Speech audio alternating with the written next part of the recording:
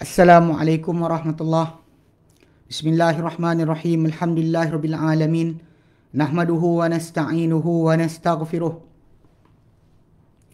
Wa na'udzu billahi min syururi anfusina wa min sayyiati a'malina. Man yahdihillahu fala mudilla lahu wa man yudlilhu fala hadiya lahu. Asyhadu an la ilaha illallah wa asyhadu anna Muhammadan abduhu wa rasuluh. Allahumma salli ala Muhammad wa ala ali Muhammad. Kama sallaita ala Ibrahim wa ala ali Ibrahim wa barik ala Muhammad wa ala ali Muhammad kama barakta ala Ibrahim wa ala ali Ibrahim fil alamin innaka Hamidum Majid. Rabbi shrah li sadri wa yassir li amri wa hlul 'uqdatam min lisani yafqahu qawli, amma ba'. Alhamdulillah, kita bersyukur kepada Allah SWT kepada kita berkumpul lagi. InsyaAllah hari ini menyambung kelas pengajian kita.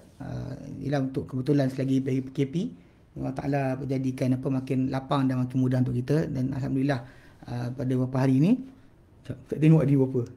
Semalam dah jadi 2,000 lebih kan. Sejak beberapa hari kita asyik 4,444 kan.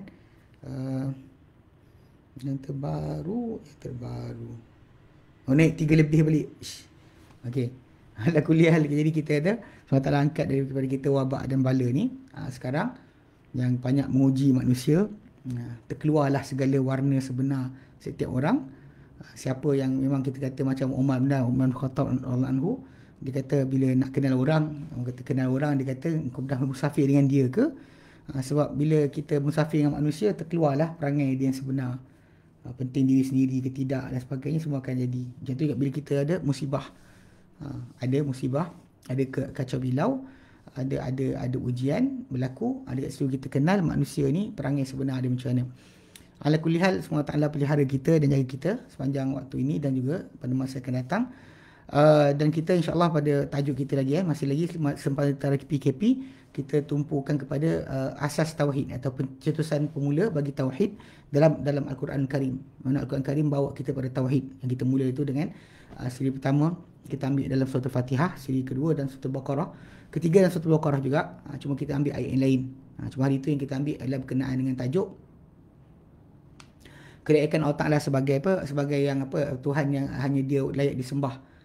Pasal kita Allah Ta'ala suruh mengabdikan diri kepada dia. Kita sentuh ayat 21, 22. Kemudian kita sentuh juga dan 163 surah Al-Baqarah. 163 surah Al-Baqarah. Jadi cerita sebenarnya. Walaupun surah Al-Baqarah tu panjang lebar.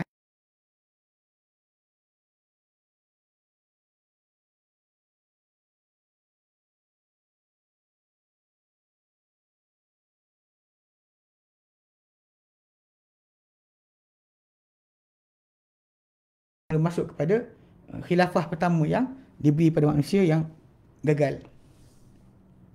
Itu khilafah yang diberi pada Bani Israel. Contoh kenapa Bani Israel cabut mereka khilafah hidayah. Tajuk tu bermula daripada ayat ke-40 sampai 162. Bukan sampai ke 162. Semua tu berbincang tentang tajuk berkenaan. 163 yang kita mula bahaskan itu, yang berkenaan dengan tauhid tu, adalah pemula bagi tajuk untuk kita umat Islam. Apa yang wajib ke atas kita. Memang Allah Ta'ala mulakan 163 tu dengan tajuk ke diri dia. Wa ilahukum ilahun wahidun la ilaha illahu ar-rahmanur rahim. Dan ilah kamu, Tuhan kamu adalah Tuhan yang satu, tiada Tuhan melainkan dia. Wa ar-rahmanur rahim. Dia adalah Maha Pengasih lagi Maha Penyayang. Dia mula dari situ sebab dia isytihar kelayakan dia sebagai Tuhan. Lepas tu hukum hakam kepada umat Islam. Boleh kita sampai akhir surah lah, sampai akhir surah. Jadi kalau kita perhatikan dekat sini dekat dalam bincangan tu, kita cuba untuk ambil di mana cetusan tauhid yang ada dalam surah Al-Baqarah. So insya-Allah malam ni kita sambung lagi. Baik. juzuk ketiga daripada Al-Quran Karim, asas tauhid ataupun pencetusan tauhid daripada Al-Quran Karim, surah Al-Baqarah. Okey. Yang kita akan ambil ini adalah kita bersama-sama dengan ayat paling agung dalam Al-Quran Karim, iaitu ayatul kursi. Ini sebenarnya dalam soalan Nabi SAW kepada Ubay bin Ka'ab. Nabi pernah tanya kepada Ubay bin Ka'ab, kan, adakah kamu tahu apakah surah paling agung dalam Al-Quran? Sangkut-sangkut sekarang. Sekejap.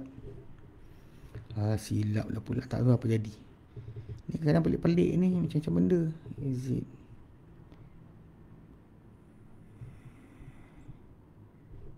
Sekarang sangkut ke? Bismillah.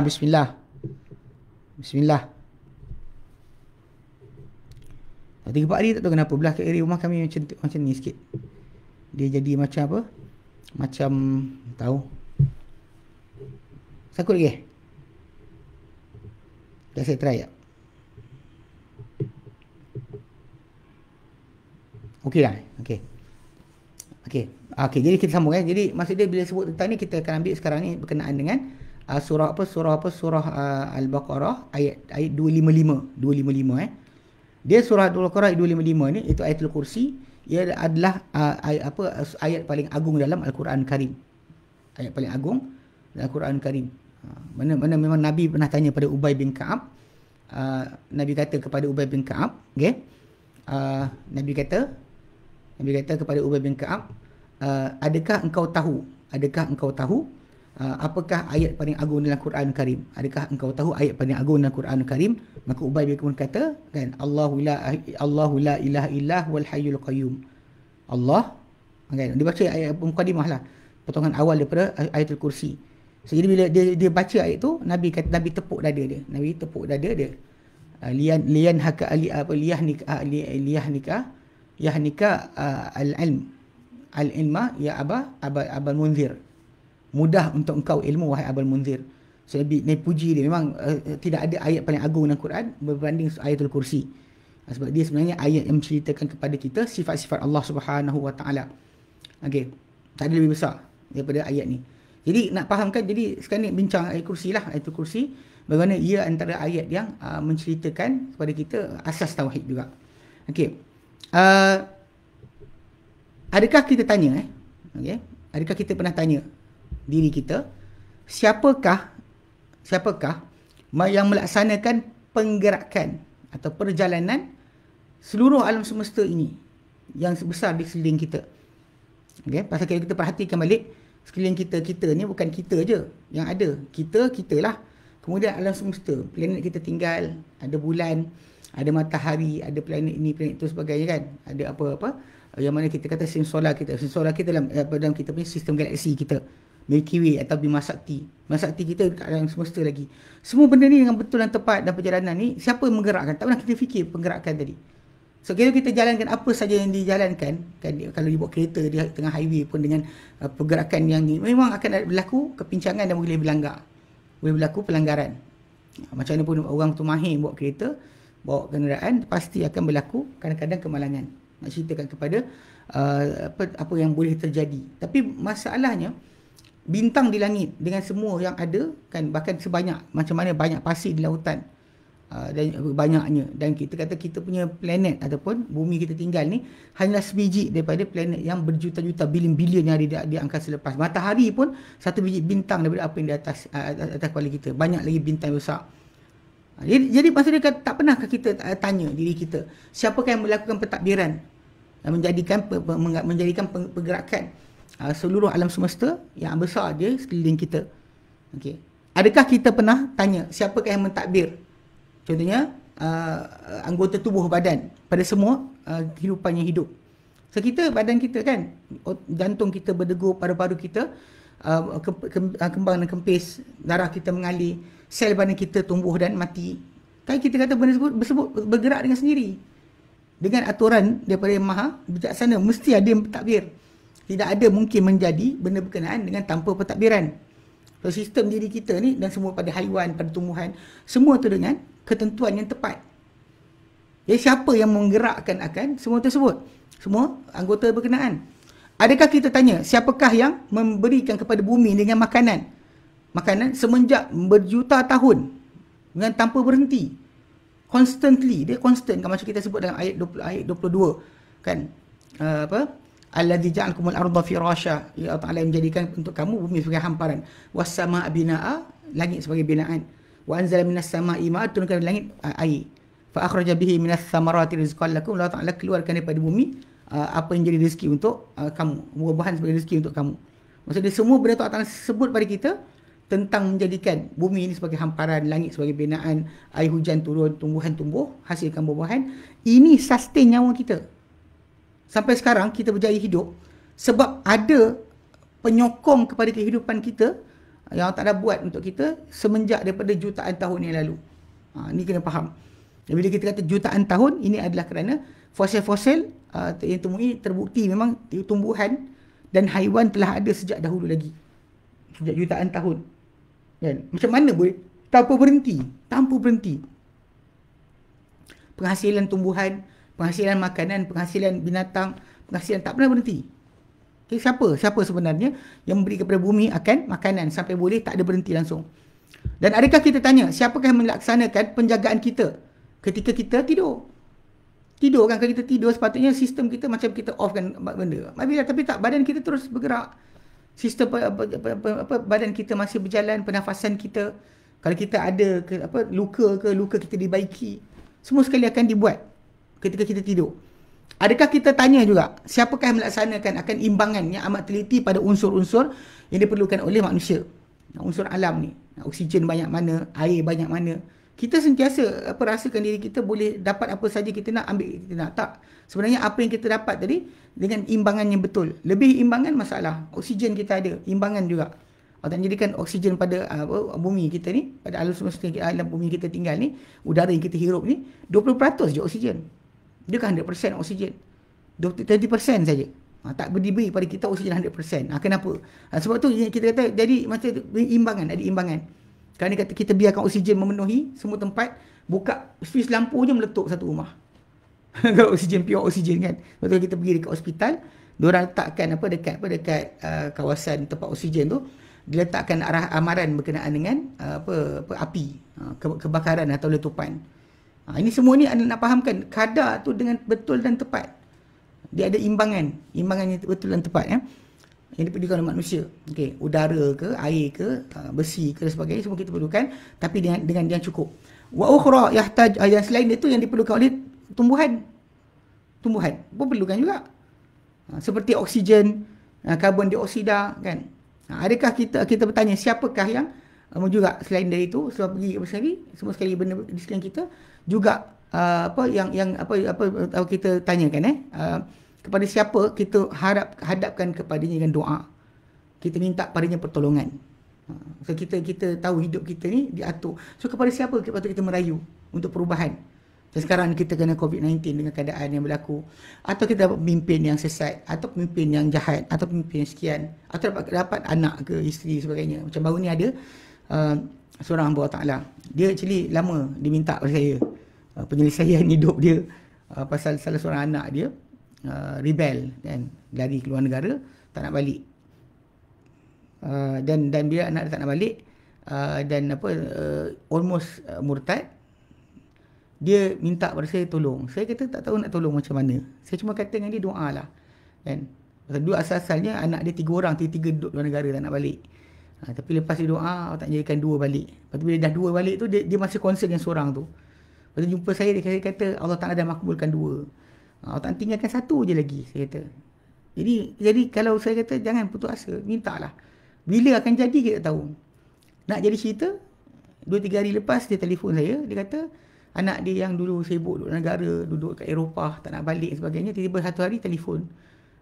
Dan anak dia kata dia dah wasted, dah bazirkan umur dia 20 tahun dekat negara barat di Eropah, dan dia rasa dah berdosa banyak, dia nak balik. Dia rasa diri dia dah masuk 41 tahun, tiba-tiba dia rasa nak bertaubat. Jadi dia, mak dia mengalir air mata, terkejut. Sebab selama ni dia minta, tak tahu bila akan dimakbulkan. Saya kata dengan dia tu, saya katakan Allah Ta'ala bagi. Kita lambat atau cepat, percayalah akan dapat. Kalau benda tu kita kata patut bagi kita dapat, dan memang itu yang terbaik untuk kita, Allah tak akan bagi. Cuma jangan putus asa. So bila kita dapat pemakbulan, sebab kadang-kadang cara manusia mengenal Allah Ta'ala adalah melalui pemakbulan doa. Dia berdoa, dia merayu, ya Allah, ya Allah, Allah Ta'ala buka untuk dia pintu, bagi pada dia penyelesaian masalah dia. Ini siapa? Kalau kita dah tahu pentadbiran kehidupan kita apa jadi, bukan di bawah kawalan kita. Hati manusia bukan kawalan kita. Manusia nak bertaubat, manusia nak jadi jahat, manusia nak berdegil, itu bukan kerja kita. Yang boleh betul-betul memberikan kesan pada kita adalah yang boleh bolak-balikkan hati. So kalau Allah Ta'ala nak bolak-balikkan hati siapa saja dia boleh buat. So kita dalam keadaan itu Allah Ta'ala tuntut dia satu benda. Jangan berhenti doa lah. Minta. Udu'uni astajib lakum. Allah Ta'ala isytiharkan. Dalam surah Al-Baqarah kan ada tajuk tersebut. Dalam surah Al-Baqarah ayat 186 kan. Udu'uni kan. Itu surah Ghafir surah Ghafir 60. Ini surah Surah Baqarah 187. Kan idza sa'alaka ibadi anni fa inni qarib. Bila hamba-Ku bertanya kepada Muhammad tentang aku, maka cakaplah aku ni dekat. Uji budak wa tadda idza da'an. Aku punya surat orang menyeru bila diseru aku. So jadi maksudnya bila kita seru tu, itu pun pemakbulan. So siapa sahut? Siapa yang sahut doa kita? Okey. Dan minta pertolongan. Kita tahu kita tak ada upaya untuk mengubah apa-apa, tapi Allah Ta'ala berkuasa. Macam Allah Ta'ala boleh jadikan bentuk berlaku hari ni, dia boleh jadikan hilang esok. Tapi sering manusia ni kadang-kadang ada dalam diri kita sikap, panggil sikap apa? Sikap gopoh dalam mendapatkan jawapan kepada Allah Ta'ala. Nakkan Allah Ta'ala sahut doa dia on the spot. Okay lah, hari ni dia tanya, kan? Dia tanya, dia nak juga benda tu, dia nak hari ni juga jadi. Kalau tak jadi, dia kata dah doa tak dapat.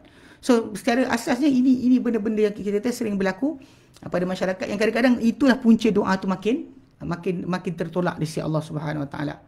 Nabi sendiri sebut dalam hadis yang sahih, dia berkata akan mustajabkan seorang kamu selama dia tak yasta'jil, gopoh, minta cepat.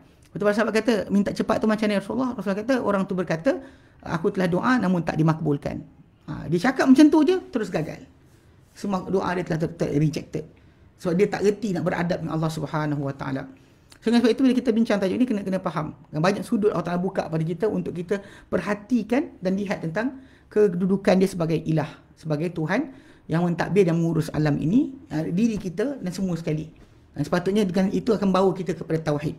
Okey.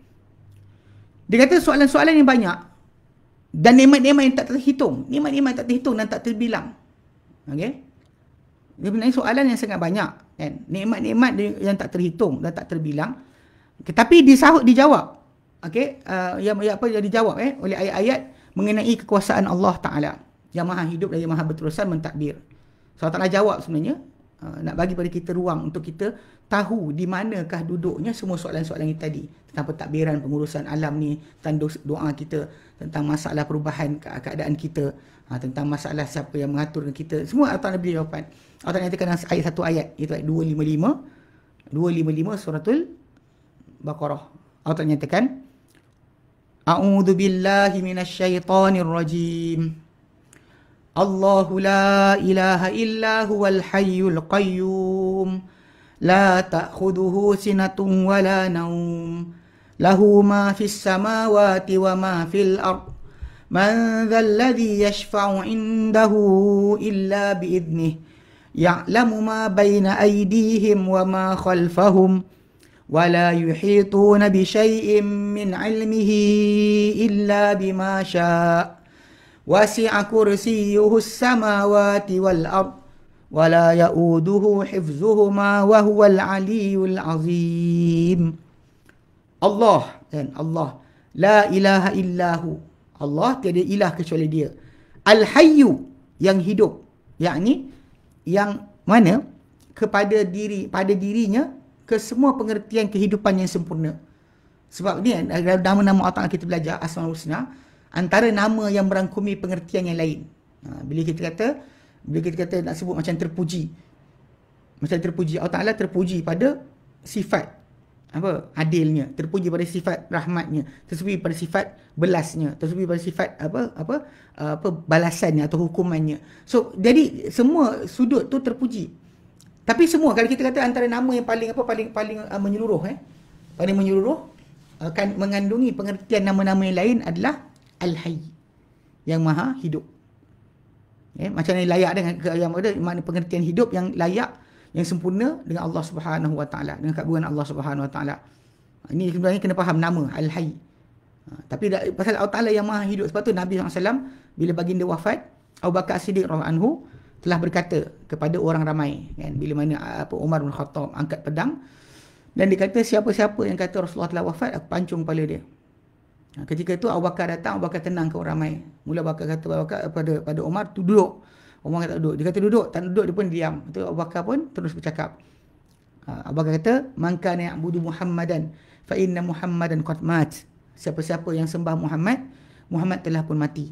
Wa man kana ya'budu Allah, siapa sembah Allah Taala, fa inna Allah hayyun la yamut. Allah Taala Maha hidup, takkan mati. Ni kita kata sifat atau ciri yang terbesar. Mana kita nak bergantung pada yang lain, makhluk lain yang ada sekeliling kita ni, semuanya dia bergantung hidup dia kepada apa? Kepada bahan yang Allah Ta'ala, pewujudan Allah Ta'ala wujudkan, nyawa Allah Ta'ala berikan, sustain nyawa dengan barang-barang yang Allah Ta'ala sediakan. Tak boleh dia kata saya tak perlukan pokok, tak perlukan sekian, tak perlukan sekian. Dia perlu segala-galanya. Perlu kan segala-galanya. Perlu kepada semua benda ciptaan Allah SWT. Sedangkan Allah Ta'ala yang Maha Hidup, yang tak perlukan kepada yang lain. Itu kenapa peletakan nama Hayyu Qayyum, Al-Hayyu tu, itu di antara nama. Bahkan memang datang Ibnu Qayyim Al-Jauziyah pernah bahaskan tentang tajuk ni, tentang bagaimana dia tengah pendapat para ulama bahawa antara nama Allah Ta'ala yang teragung, yang kalau doa dimustajabkan, adalah Al-Hayyu Al-Qayyum. Al-Hayyu Al-Qayyum. Faham Yang maksud dia bila kata Allahu la ilaha illahu, Allah tiada ilah kecuali dia, Al-Hayyu yang Maha Hidup, yang mana yang merangkumi. Dan bila dia hidup tu ada, maka dia berkuasa. Kalau mana ada kuasa tanpa hidup? Mana penciptaan tanpa hidup? Kalau tak hidup, nak cipta apa? Tak pernah wujud, tak boleh juga. Dia mesti nak wujud pun kena hidup. Jadi hidup tu adalah satu nama. Dia nama-nama Allah yang terbaik yang merangkumi banyak pengertian nama yang lain. Bahkan tanpa hidup tadi, yang lain tak ada. Tanpa hidup, tak ada penyayang, tak ada pemurah, tak ada pemberi rezeki, tak ada yang menghidupkan. Dia tak hidup, nak hidupkan macam mana? Dia kena dia hidup dulu, baru dia menghidupkan, mematikan. Kita itu asas dia. Jadi itu Al-Hayyu. Kemudian Al-Qayyum. Al-Qayyum yang berterusan mentadbir. Itu yang mana maksudnya? Yang mentadbir ataupun menjadikan berterusannya semua benda yang lain. Anything selain Allah Ta'ala akan bergantung pada Allah Ta'ala dari segi kehidupan, kewujudannya. Okay? Maksudnya kalau anda kata macam kita pentadbiran tadi kan, kita sebut langit, bumi bergerak, badan kita punya sel-sel hidup, aliran darah kita, paru-paru kita kembang kuncup, jantung kita berdegup, kan, saraf kita berfungsi. Semua tu adalah yang mentadbir, mengurus dia pada badan kita, hatta kepada langit yang atas sekali, di atas kepala kita. Semua dia adalah Allah Ta'ala Al-Qayyum, yang berterusan mentadbir, mengurus. Tidak pernah terlepas satu benda pun di pengurusan Allah Ta'ala. Ini sangat penting kefahaman kita tentang tajuk ni. Bahawa macam berlaku musibah apa, macam Allah sebut dalam Quran, dalam surah Al-Hadid ayat 22-23, Allah Ta'ala nyatakan ma asaba musibatin fil ardi, tidak menimpa sebarang musibah di muka bumi, wala fi anfusikum, tidak pada diri kamu, illa fi kitab, cerita tulisan kitab, min qabli an nabra'aha, semenjak kami jadikan ia berlaku, inna dzalika 'ala Allahi yasir, itu di sisi Allah Ta'ala adalah mudah. Jadikan sesuatu benda tertulis sebelum ia terjadi adalah sangat mudah. Dan tujuan Allah Ta'ala jadikan benda macam ni adalah, yang ini yang gagal. Banyak orang gagal bab ni. Berlaku apa yang berlaku, takdir Allah Ta'ala ke tidak? Ya. So kerja kita apa? Kalau kita rasa tak boleh ubah, kita doa lah. Kalau kita ambil kat Facebook dan sebagainya, bukan boleh mengubah apa-apa pun. Kita nak ajak orang apa? Tunjuk perasaan. Tunjuk perasaan. Jadi macam Arab Spring. Kena jadi kena. Nak apa? Marching tengah-tengah jalan. Tuntut supaya apa? Dibuka semua ekonomi balik. Kita nak suruh apa sebenarnya? Apa anda nak buat apa sebenarnya? Dekat sini tajuk sebenar bila kita berlaku, apa yang berlaku. Musibah tu pada diri kita ke? Pada muka bumi ke? Benda tu tadi memang Allah Ta'ala yang tentukan. Kita sakit ke? Sibuklah kata makan apa benda-benda lah. Kerana isap rokok lah, kerana sekian. Itu betul lah. Memang itu. Tapi itu asbab je. Terjadi ke tidak, itu takdir Allah Ta'ala. Nak rancang lah, siapa nak rancang apa sekalipun. Takkan terjadi kecuali dengan apa? Izin Allah Ta'ala. Dia tak jadikan izin berlaku. Allah Ta'ala jadikan berlaku. Yang Allah Ta'ala tengok pada diri kita adalah likaila ta'sau ala ma fatakum, supaya kalian jangan sesal atas apa datang pada kamu. Apa jadi? Kan hilang kerja ke, tauliah kena tarik ke, kan orang tak bagi berceramah ke dan sebagainya. Jangan rasa sesal. Likaila ta'sau ala ma fatakum. Terlepas wala tafrahu bima atakum, yang kamu gembira dengan apa datang kepada kamu. Orang bagi derma lah, menyaga makin maju ke, itu semua tu Allah Ta'ala bagi juga, itu ikut kadar dia. Allah Ta'ala berikan benda berkenaan. Sebab tu ujian tu datang untuk menguji. Tapi kalau kita pun bila datang ujian kan, kita reti nak menjaga lidah kita. Semua orang jahat, semua orang ni tertipu dengan Dajjal, semua orang sekian. Ini menunjukkan bahawa kita ada masalah. Kita tak ada iman qadar. Iman qadar tidak ada.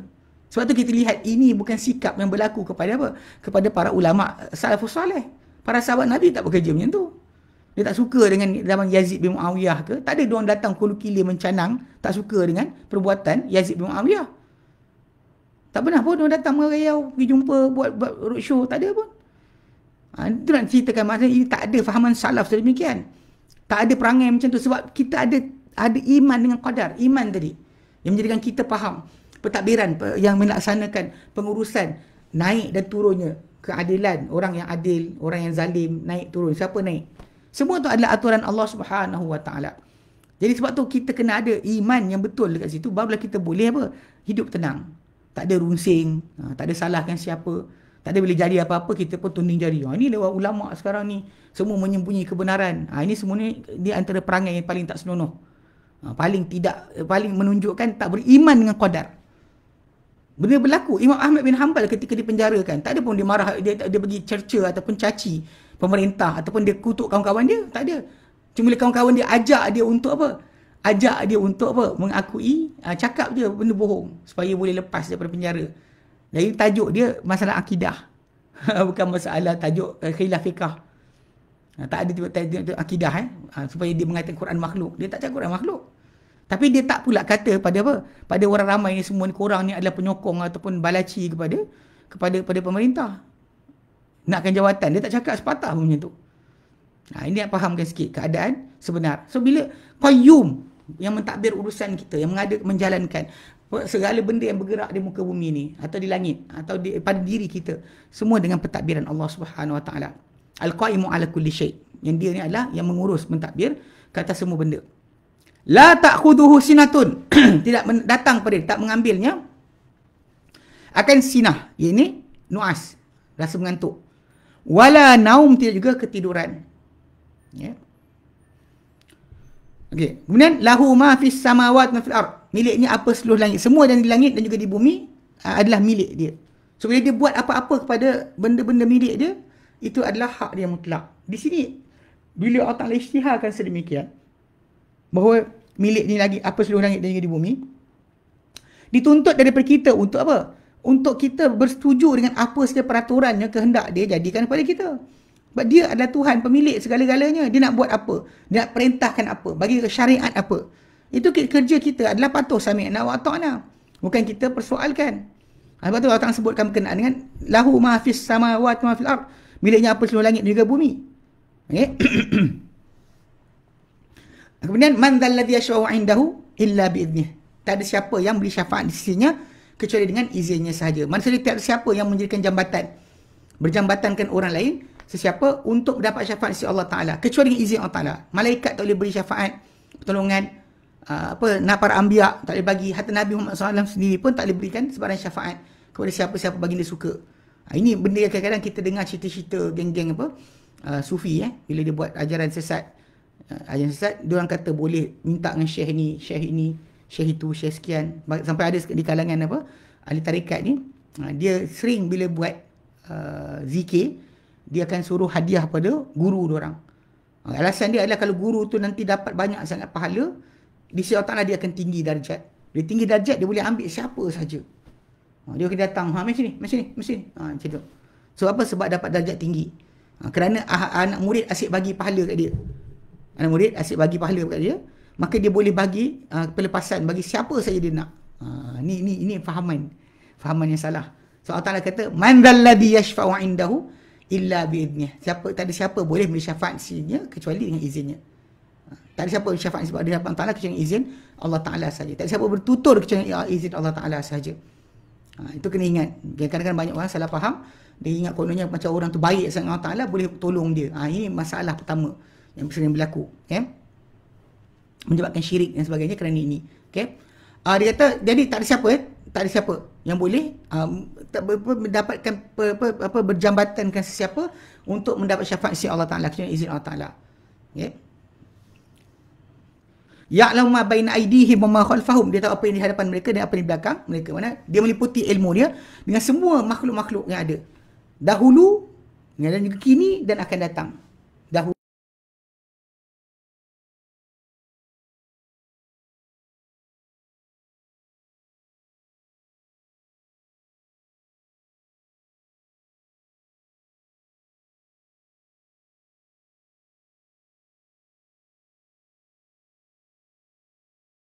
dan tak bagi lagi.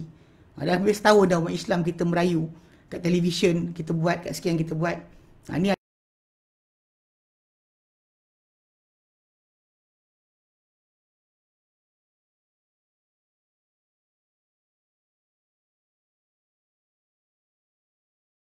kalau ikut pada amalan Nabi SAW, yang mungkin ada para ulama sendiri pun sebutkan berkenaan masalah kunut nazilah. Tapi kerana tak ada jemaah di masjid, tak jadilah. Okay. Tapi kedua, masalah bacaan surah tertentu untuk mengangkat bala. Ini adalah masalah. Sebab kita kalau ikutkan kepada tajuk masalah dalil, tidak ada. Kat sini tak ada tolak dalil. Tak ada dalil saling tembung-menembung. So kita dah ada kaedah yang Nabi ajarkan untuk qiyam. Kan? Bangun sepertiga akhir malam. Bangunlah. Bangun sepertiga akhir malam. Bangun. Bangkit. Janganlah seorang tu tinggalkan waktu makbul doa. Ni sekarang ni kita lihat orang ramai tak diajarkan untuk bangun malam. Disuruh baca surah Yasin pada waktu pagi. Kenapa? Ini jelas-jelaslah dia adalah bukan mengikut petunjuk Nabi SAW. Masalah ijtihad masing-masing ada. Tapi tak ada dalil. Ini tak ada dalil tarik-menarik. Kalau nak kata ini sama dengan SOP masalah solat di masjid adalah sangat salah. Sebab yang tu ada datang hadis yang berbeza pertentangan arahan Nabi SAW berkenaan suruh rapatkan saf. Kemudian kata-kata Nabi untuk tidak mengatakan batalnya orang yang datang solat tak masuk saf. So bila dalam benda tersebut kita tak boleh kata benda berkenaan. Bahkan orang yang kata masuk saf tadi kalau dia kata kalau ada bahaya pun tak ada mengapa keluar saf. Itu tajuk dia. So basic yang kita kena faham sekarang adalah masalah dalil. Adapun masalah suruh baca Yasin ni tak ada dalil tarik menarik. Kita nak angkat bala dengan surah Yasin. Soalan kenapa bukan surah Al-Baqarah? Itu kena ingatkan balik. Ini salah lah. Jadi asasnya kita tidak ada tuntutan sedemikian. Dan patutnya tidak dijalankan perkara sedemikian atas alasan kena nak mengangkat bala. Suruh baca Yasin ke, solat hajat ke. Dan semua benda tu adalah tidak ada dalil yang kuat. Adapun berkenaan dengan tajuk tajuk suruh qiyam atau bangun seperti akhir malam berdoa. Kan orang boleh bangun tengok bola tapi tak bangun berdoa kepada Allah Taala. Ini salah. Sepatutnya kena bangun berdoa kepada Allah Taala. Sebab Allah Taala dia ya'lamu ma baina aydihim wa khalfahum. Kemudian baru sampai wala yuhidu bi syai'in min ilmihi illa bima syaa. Okay, dia meliputi kan. Dia maksud dia meliputi dengan semua ilmunya dengan semua benda makhluk. Dahulu dan sekarang akan datang. Dan dia tahu apa di hadapan makhluk tersebut daripada perkara akan datang dan apa yang telah lalu pada perkara-perkara yang telah lepas. Dan wala yuhituna bi syai'in min ilmihi illa bima syaa. Dia tak bukakan pengetahuan dia pada terhadap makhluknya sesuatu pun daripada ilmunya kecuali apa yang dia kehendaki. Ini kalau dia kata orang tu kata Dajjal dah keluar ke dan sebagainya, semuanya adalah kadzab, penipu besar. Pembohong besar yang kata tahu bila kiamat, yang kata tahu berlaku tarikh bila, yang pergi teka-teka tentang tarikh kiamat ni semuanya adalah kadzab, pendusta besar. So, Allah Ta'ala tak pernah buka. Hatta kepada Nabi pun Allah Ta'ala tak buka. Nabi cuma diberikan tanda-tanda tapi tidak diberikan bila. Tapi zaman kita sekarang ada orang bilang 1500 tahun lah, tahun 2029 lah, tahun 2000 sekian lah, 2035 lah. Semua orang akan letakkan tahun demi tahun bagi diri masing-masing. Kononnya mereka telah mengintai kepada ilmu Allah Ta'ala. Ini ilmu, ini ada benda yang Allah Ta'ala tak buka. Lepas tu kalau kita buka dalam Quran Karim, Allah Ta'ala sebutkan berkenaan dengan apa lahu mafatihul ghaib. Milik Allah Ta'ala kunci-kunci perkara ghaib. Yang kunci perkara itu diterangkan dalam hadis, iaitu adalah akhir ayat surah Luqman, surah Luqman. Itu adalah ayat yang menerangkan tentang kunci perkara ghaib. 5. Kunci perkara ghaib itu Nabi kata ada 5. So, bila buka akhir surah Luqman, Allah Ta'ala sebut, Innallaha indahu ilmus sa'ah. Allah Ta'ala di sisinya pengetahuan tentang kiamat. Maka tak ada siapa boleh kata dia tahu bila akan jadi, tak tahu. Allah Ta'ala berita pada kita tentang tanda. Nabi berita kita dengan tanda apa akan jadi pada hari berkenaan, tapi tidak diberikan tahu bila. So semua orang datang gatal miang pergi kata tahun ni lah, tahun tu lah, tarikh sekian nanti putera daripada negara Jordan akan datang ziarah Saudi, take over kerajaan dan sebagainya. Kononnya inilah yang akan jadi Mahdi. Syiah buat macam tu, orang teori konspirasi buat macam tu. Semua jadi macam kelang kabut. Dia tak beramal diri dia sibuk tunggu bila Mahdi keluar. Berapa orang dah keluar dah. Nanti Mahdi datang, kita akan diselamatkan. A'udzubillah minasyaitanirrajim. Tak pernah disuruh pun kita cari Mahdi. Dia akan naik. Nabi bagi tahu dia akan naik. Nabi tak kata suruh cari. Tak suruh cari pun. Atas diri kita, kalau kita dapat pemimpin yang pelik, tak elok pun, Allah Ta'ala hitung amalan kita, pengampunan dosa kita berdasar kepada apa kita alami. Bukan bila Mahdi keluar, kalau kita perangai tak senonoh, macam tu jugalah keadaan dia. Takkan diberikan apa-apa pun. Tak ada Mahdi kata, aku pegang kepala kau, aku terus dapat keampunan. Mana ada? Semua orang akan berada di atas amal masing-masing. Tak ada siapa yang bertukar hanya kerana Imam Mahdi datang. Sebab tu kena jaga sikit. So, banyak orang kadang-kadang bila masuk pada tajuk ni kan, tak berhati-hati. Kan suka untuk menyebut-nyebut dengan perkara yang, sedangkan Allah Ta'ala kata, wala yuhituna bi syai'in min ilmihi illa bima sya'. Mereka tak meliputi terhadap sesuatu daripada ilmu Allah Ta'ala kecuali apa dengan dikehendaki. Yang kita Allah sebutkan, Allah Ta'ala di sisinya ilmu tentang tanda kiamat. Kemudian wa yunazzilul ghais, turunkan hujan. Siapa yang turunkan hujan? Allah. Siapa jadikan hujan turun terjadi? Allah. Datang kawan ni, malam tadi diorang buat cuaca. Cuaca dia kata manusia kawal. Astaghfirullahalazim. Ni kata orang kafir punya, yang kufur dengan Allah Ta'ala, beriman dengan teori konspirasi. Sebab Nabi pernah kata pada para sahabat tentang tajuk bila hujan turun pada waktu pagi. Nabi kata kepada para sahabat, Allah Ta'ala kata, atadruna madza qala rabbukum? Kalian tahu tak Tuhan kalian kata apa? Lepas tu para sahabat kata, Allah Rasuluhu a'lam. Allah Ta'ala dengan Rasul lebih mengetahui. Qala, Nabi kata, Allah Ta'ala berkata, asbaha min ibadi mu'minun bi wa kafirun. Bangun pagi dengan hamba-hambaku, beriman denganku ada, kufur denganku pun ada.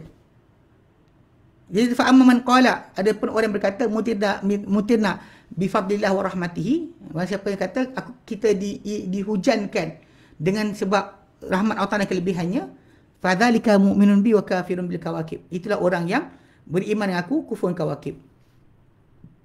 Kufur yang bintang-bintang. Wa amman qala mutirna bi nawi kadza wa kadza. Siapa yang kata kita dihujankan bintang sekian, fadzalika kafirun bi wa mu'minun bil kawakib. Maka itulah orang-orang yang beriman dengan bintang-bintang, kufur dengan aku, beriman dengan bintang.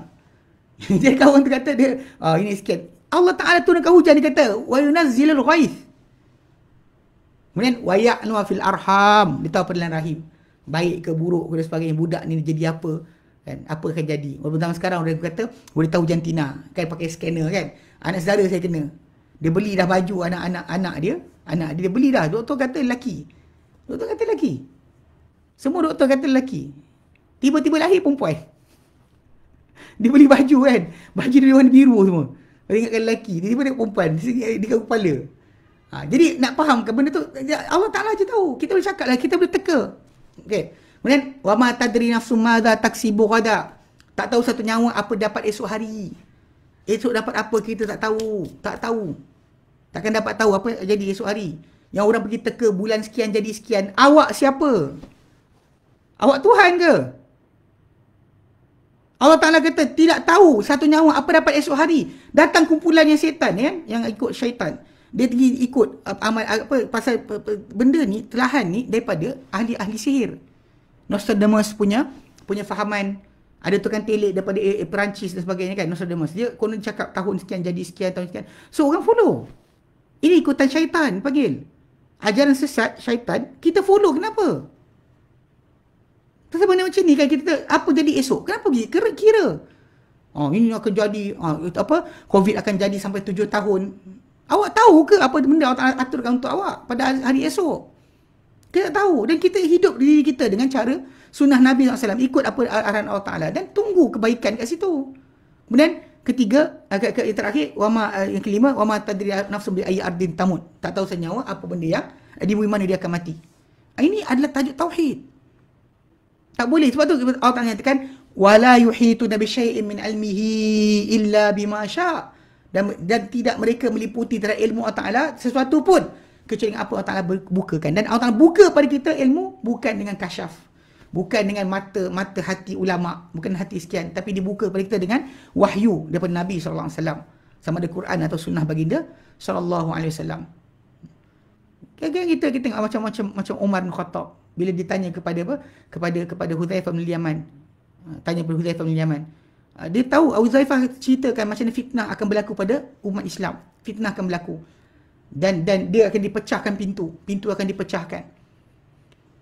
So tajuk pintu pecah tu dikatakan punca dia adalah Umar akan dipecahkan. Dia tahu tak? Maksud dia bila dia tanya pada Hudzaifah, dia tahu tak bahawa pintu tu dia, kan? Maksud dia pintu tu dibuka ke? Kalau buka boleh tutup balik, tak, dipecahkan. So Umar lah pintu tersebut. Bila tanya, dia tahu pintu tu adalah dia. Tapi dia tak ada buat macam perancangan teori konspirasi, tak ada pun. Tak ada. Dia tahu perkhabaran yang Hudzaifah kata tentang fitnah akan melanda umat Islam bermula dengan pintu dibuka, pintu dipecahkan. Dan pintu tu adalah dia. Dia tak pernah pun kata apa precautions kita kena ambil supaya saya tidak kena bunuh. Tak ada. Ini kena jaga-jaga sikit. Sebab para sahabat Nabi tahu apa benda Nabi sebutkan, tapi diorang tidak buat perangai macam orang zaman kita. Tak ada kata, apalah Huzaifah tak tolong Umar, apalah sekian, tak ada pun. Tak ada siapa meliputi ilmu Allah Ta'ala sesuatu pun kecuali izinnya. Okay? Tak ada, dia tak buka. Dia tak tengokkan kepada siapa makhluknya tentang sesuatu daripada ilmunya kecuali dengan apa yang diajarkan oleh Allah Ta'ala kepadanya, ataupun Allah Ta'ala tengokkan kepada Nabi SAW. Kemudian Allah Ta'ala kata, wasi'a kursiyuhus samawati wal ard, meluasi kursi Allah Ta'ala seluruh langit dan juga bumi. Okay? Dan tak ada siapa mengetahui akan keadaan dia kecuali Allah Ta'ala saja. Dan Nabi pernah terang dalam hadis yang sahih, tiadalah Nabi kata seluruh langit yang 7 berbanding dengan kursi, melainkan seperti 7 dirham pada apa? Pada sebuah perisai. Dan tiadalah pula perisai itu banding dengan arash, kursi banding arash, kecuali seperti macam bulatan kecil dicampakkan di tengah padang pasir yang luas. Besar ni, padang pasir yang luas. Diterangkan berkenaan kadar kebesaran. Dan memang bila Allah kata meluasi kursinya, as-samawat seluruh langit dan juga bumi, dia boleh masuk dalam boleh berada ditampung oleh kursi Allah Subhanahu Wa Taala. Semua disebutkan, tapi disebutkan sangat besar lah. Kalau langit bumi besar, terlalu besar jugalah. Okey, wasi'a kursiyuhus samawati wal ard wala ya'uduhu hifzuhuma, dan tidak berat ke atas dia Subhanahu Wa Taala, beban ke atas dia Subhanahu Wa Taala penjagaan langit dan bumi. Penjagaan langit dan bumi, hifzuhuma, tak ada dia jadi letih. Allah tak lemah dalam menjaga langit dan bumi. Okey. Wa huwal aliyul azim, dan dia maha tinggi, dia dengan zat dan sifat dia ke atas sekalian makhluknya. Dia maha tinggi dengan zat dan sifat, dan juga al-azim, ia adalah yang menghimpunkan kepada semua sifat-sifat keagungan dan kebesaran. Okey. Setelah kita baca pada ayat ni sebenarnya tentang sifat Allah Ta'ala, yang ia adalah jawapan kepada banyak persoalan-persoalan kita dan kehidupan, macam siapa mentadbir, siapa mengurus sama sekian, Allah Ta'ala isytiharkan, dia lah yang menguruskan, dia mentadbirkan dan dia mengadakan. Pentadbiran semua duduk di sisi dia, semua berlaku dengan kadar ketentuan dia, tak ada berlaku dengan tanpa aturan dia. Maka lepas semua penjelasan tersebut, kalau kita halakan tentang soalan-soalan tadi kepada berhala kepada kayu, batu, kepada manusia, semua tak kena. So dia hanya kena balik pada Allah Ta'ala. Setelah penjelasan yang terang daripada akidah tauhid dan ayat-ayat bukti-bukti ilahi yang tak perlukan kepada dia kata sudah semua sini, tak perlukan kepada manusia, tak perlukan urusan ni kepada memaksa manusia untuk masuk dalam agama Islam. Agama Allah Ta'ala tak perlukan. Kalau dia orang tengok sendiri kepada seluruh benda berkenaan tentang langit dan bumi dan sebagainya, mesti ada yang mengatur dan mengadakan. So dia kata yang mengadakan tu adalah Allah Ta'ala. So tak dibalikkan kepada penyembahan siapa-siapa di kalangan manusia. Okay? Dia kata tak ada siapa yang dia akan dipaksa untuk masuk Islam. Tak ada dipaksa, kerana akal yang merdeka, yang terang, yang cerah, dan kalbu yang mencintai kepada kebaikan, dia akan memeluk Islam dengan tanpa paksaan. Kerana ia adalah risalah Allah Ta'ala yang terang dan nyata, yang akan kembalikan semua soalan-soalan yang manusia tu ada dan fikiran dia, jelaskan kepada dia dan apa yang tidak manusia lain boleh jelaskan. Kalau tak kita akan tengok diri kita ni tak tahu terus ambil kepada siapakah segala benda ni dikembalikan, tak ada siapa tahu. Tak ada siapa yang tahu.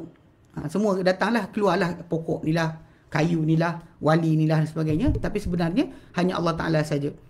Lepas tu ayat yang seterusnya Allah Ta'ala nyatakan la ikraha fid din, tiada paksaan dalam agama. Qad tabayyana ar-rusyd minal ghayy, sungguh telah nyata petunjuk berbanding kesesatan. Faman yakfur bit-taghut, barang siapa yang kufur terhadap taghut, sembahan-sembahan selain Allah Taala, wa yu'min billah, dan beriman dengan Allah Taala, faqad istamsaka bil urwatil wuthqa, maka telah berpegang dengan ikatan yang kukuh. La infisama laha, tiada pemutus baginya, tiada perungkai baginya. Wallahu samiun alim, Allah Taala Maha mendengar lagi Maha mengetahui. Jadi kerana kesempurnaan agama ini dan nyatanya bukti-bukti dia, ia tak perlukan kepada paksaan ke atas memeluk agama Islam ni. Okay, maka dalil dia adalah bukti yang nyata, yang terang, okay, yang terang, yang apa dalilnya adalah nyata, okay, dan terang dengannya kebenaran berbanding kebatilan. Terang antara kebatilan dengan kebenaran dengan kebatilan. Petunjuk kesesatan, mana petunjuk dan kesesatan jelas. Barang siapa kufur dengan semua apa disembah selain Allah Taala, beriman dengan Allah Taala, maka dia telah sabit, telah tetap dan juga telah lurus di atas jalan yang terbaik. Dan berpegang dengan agama yang terkuat, berpegang dengan agama dengan sesebab kekuatan yang takkan terputus. Faqad istamsaka bil urwatil wuthqa, dia telah pegang dengan ikatan yang kukuh. Dan Allah Taala amat mendengar terhadap kata-kata hamba-Nya, amat mengetahui tentang perbuatan mereka dan niat mereka, dan dia akan balas mereka di atas semua itu. Allah Taala nyatakan dalam ayat 257, Allahu waliyul ladina amanu, Allah lah wali, itu pelindung orang-orang beriman. Yukhrijuhum minadh dhulumati ilan nur, dia keluarkan mereka daripada kesesatan kepada cahaya, dari kegelapan kepada cahaya. Wal ladina kafaru awliyahumut taghut, orang-orang kafir, wali-wali mereka, pelindung-pelindung mereka adalah taghut, sembahan-sembahan selain Allah Taala, kira manusia, batu-batan dan sebagainya, syaitan kejit yang mengeluarkan mereka, yukhrijuhum minadh nur ila dhulumat, keluarkan mereka dari cahaya kepada kegelapan. Benda yang terang jelas jadi makin kelam, makin tak tahu. Sedangkan kalau ikut Islam yang Nabi ajar, maka dia akan bawa kepada keterangan, bukannya bawa kegelapan. Ulaika ashabun nar, mereka adalah penghuni neraka, hum fiha khalidun, mereka dalam neraka adalah kekal. Allah lah yang sebenarnya mengurus, mengurus orang-orang beriman, dan juga mendatang pada orang beriman dengan bantuannya, taufiknya dan juga penjagaan dia. Bantuan, ketepatan, tepatkan hamba tadi kepada kebenaran, serta menjaga hamba tadi daripada kesesatan ataupun terpincang. Dia keluarkan mereka daripada kegelapan kekufuran, kegelapan kesyirikan, kegelapan kemunafikan, kegelapan keraguan, kepada cahaya iman. Cahaya iman satu, nur satu, zulumat banyak, kesesatan banyak, hidayah hanya satu.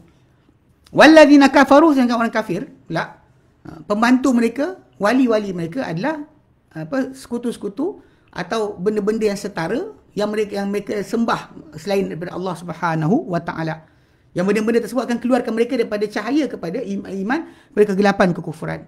Mereka lah penghuni-penghuni neraka yang akan kekal dalam neraka, dan mereka dalamnya kekal abadi, takkan keluar daripada sekali. Itu sebab tu kita lihat bila kita sebut Allah Taala isytiharkan tentang diri dia sebagai siapa dalam ayat surah Al-Baqarah 255 tu, Allah Taala berikan juga kita contoh bagaimana ada orang mentadbir mendakwa dia memegang akan tampuk yang sama, ataupun hak yang sama. Kita boleh lihat macam contoh Allah Taala berikan dalam ayat 258 surah Al-Baqarah, contoh orang yang mendakwa diri dia ada pentadbiran alam semesta. Dialah yang menguasai ini, menguasai macam Ayapan ke sebagainya, nama dia Rasukaha ke, semua yang kononnya mengaku dia orang kenal Tuhan, diorang bahkan mengaku Tuhan pun ada. Jadi bila kita kata dalam konteks ni, Allah Ta'ala cabar kan pada siapa-siapa yang ada berikan cerita macam ni, kisah dalam surah Al-Baqarah juga ayat 258 Allah Ta'ala nyatakan, Alam tara ilal ladhi hajja Ibrahim fi rabbih an atahu Allahul mulk. Adakah tidak engkau lihat kepada orang yang menghujah Ibrahim mengenai Tuhannya? Dia hujah tu sebab apa? Hanya kerana Allah Ta'ala berikan dia akan penguasaan. Dia raja. Idh qala Ibrahim rabbiyalladhi yuhyi wa yumit. Ketika mana berkata Ibrahim, Tuhan akulah menghidupkan dan mematikan. Dia jawab apa pada Ibrahim? Qala ana uhyi wa umit. Dia kata aku pun boleh menghidupkan dan mematikan. Mana bunuh orang, biarkan orang hidup, tu wahyu wa umid lah tu. Boleh buruk kan. Ibrahim jawab balik alaihissalam. Qala Ibrahim rabbiyalladzi yuhyi wa yumit. Okay? Dia kata qala Ibrahim fa inna Allah ya'ti bisyamsi minal masyriq fa'ti biha minal maghribi fabuhital ladzi kafar. Berkata Ibrahim, sungguh Tuhan aku Allah Taala, Allah adalah yang mendatangkan matahari daripada timur. Kalau engkau Tuhan juga, engkau mendakwa diri engkau Tuhan, engkau menguasai alam ini, engkau jadikan segala-galanya, engkau layak disembah, maka datangkanlah ia daripada barat. Kalau sekarang matahari Tuhan aku datangkan daripada timur. Engkau mengaku Tuhan, datangkan dari barat. Fabuhital ladzi kafar, maka diamlah, tersenyaplah orang-orang yang kafir. Wallahu la yahdil qaumadh dhalimin. Subhanahu wa ta'ala tak menghidayah pada kaum yang zalim. Dapat lihat tak? Adakah anda dapat lihat? Okay? Lebih menakjubkan daripada keadaan orang ini yang menjidal, mendebat Ibrahim AS mengenai tauhid Allah Ta'ala dan rububiyah, pengesaan Allah Ta'ala dan juga pentadbiran Allah Ta'ala. Dengan sebab Allah Ta'ala berikan dia kerajaan, kekuasaan, lalu dia menyombong, membesar diri dan tanya Ibrahim, Tuhan kau siapa? Maka Ibrahim AS mengatakan Tuhan dia adalah menghidupkan dan mematikan. Maka dia cabut nyawa dan juga dia berikan hidup kepada makhluk, maka makhluk ini hidup. Dia cabut nyawa, maka hayat daripada siap nyawa makhluk, maka ia mati. Maka dia bersendirian dan hidupkan mematikan. Maka raja tu lebih buruk, dia kata aku pun boleh hidup dan matikan, iaitu aku bunuh siapa aku nak bunuh dan aku biarkan kekal siapa yang aku nak kekalkan. So aku hidupkan dan matikan, dia kata. Maka Ibrahim jawab, dia kata sungguhnya Allah Ta'ala yang aku sembah, Allah yang aku sembah, dia datangkan matahari dari timur, maka datangkanlah ia daripada barat. Ubahlah sunnah ilahi ini dengan kau jadikan dia datang daripada barat. Lalu terdiam, kan, terhairan. Sebenarnya macam ni, siapa yang mengaku diri dia rasa ada keupayaan, dia rasa diri dia lah yang mengawal segala-galanya. I'm the master of my mind, I'm master of my body, kan, macam apa, the mind apa, power kononnya. Buatlah, try buat. Macam tu, macam apa, kedut kan. Jangan kedut. Try cakap. Gunakan kuasa minda anda, jangan kedut. Kadang-kadang ada orang ni ikutlah apa benda panggil apa, alah, yang apa magnet power lah, magnet ni lah, magnet rezeki sebagainya kan. Oh, aku dapat kan. Ya, tak jadi pun. Ada seorang tu hamba Ta'ala tu kan. Siapa tak nama yang gengnya pun, yang apa, ketahui tarikh lahir anda kan. Dia asal mula kurus, kemudian jadi gemuk, kemudian apa kononnya nak kuruskan balik. Tak jadi pun kuasa minda dia. Tak ada cakap aku kurus, tak kurus pun. Tak, ini nak fahamkan sebenarnya tak ada sebarang kuasa untuk kita. Tak ada siapa kuasa untuk kita untuk mengawal perkara tersebut. So kalau kita tak boleh kawal, maksudnya ada pengawal yang ada kuasa yang mengawal kita untuk badan kita hidup dan mati. Sel badan kita hidup dan mati. Kita kedut keluar, uban keluar, kat mana sebagainya, kita tak boleh kawal. Kalau kita kata I'm master of my own self, then buatlah. Bagi berhenti kalau boleh. Jadi kat sini orang kafir yang depan dia raja sebenarnya zaman Ibrahim alaihissalam, dia telah tergagal untuk menjawab apa-apa sebab bila Ibrahim berikan pada dia jawapan tentang apa, mendatangkan matahari dari timur, terbenam di barat, dia tak boleh. Dia hilang kawal. Macam itulah ayah Pain ke ayah Pan. Sebab tu saya pernah jumpa lah kumpulan sesat ni yang mengaku konon dia kata kalau kita kenal Allah, kata dia kun fayakun. Semua benda akan jadi. Jadi bila kita tanya dengan dia, maksud dia bila kita kenal Allah, kata Allah boleh jadi apa saja. Saya kata dengan dia, minta maaf bang, saya kata, abang pada badan abang ni, badan kita ni, saya kata ada benda yang kita kawal ni macam ni. Ni yang tak nak bagi kita kawal. Sebab tu kita boleh dosa pahala. Dan bila kita pukul orang, tadi kata macam takdir Allah Ta'ala telah tentukan macam mana. Orang ni sering cakap kan, saya buat jahat dia dah takdir. Jumpa sepak dia. Kenapa? Dia kata pasal dah takdir. Kan? Dia kata Allah gerakkan saya. Ni patut kita tumbuk pun Allah gerakkan saya jugalah. Itu tajuk dia. Diorang suka mainkan benda macam tu. Jadi benda macam ni kita kawal. Allah tak nak bagi kita kawal. Kita pegang, kita lepas. Okay, pegang, boleh lepas. Ini Allah tak nak bagi. Tapi pada badan kita ada benda kita tak kawal. Yang saya kata pentadbiran yang kita tak kawal. Sel badan kita mati dan hidup. Tulang kita patah bercantum balik. Kulit kita koyak untuk sembuh semula. Ini kita tak boleh kawal. Tak boleh kawal. Rambut tumbuh, rambut tak tumbuh. Kan rambut kita kan ke atas tumbuh banyak. Dekat sini tumbuh sampai macam ni, tak tumbuh panjang melebihi mata kita. Lebih berapa mm, dia putus. Lebih mm, dia putus. So maksudnya pada badan kita ni ada benda, kita tak kawal macam sel badan kita, aliran darah kita. Kita tak ada kawal.